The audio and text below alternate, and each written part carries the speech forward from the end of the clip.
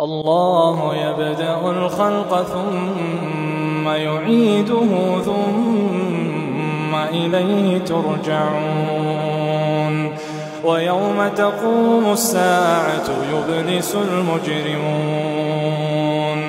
ولم يكن لهم من شركائهم شفعاء وكانوا بشركائهم كافرين ويوم تقوم الساعة يومئذ يتفرقون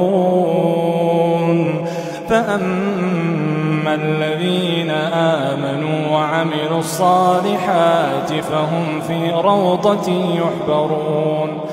فأما الذين آمنوا وعملوا الصالحات فهم في روضة يحبرون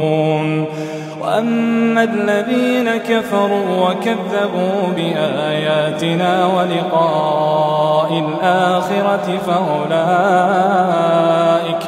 فأولئك في العذاب محضرون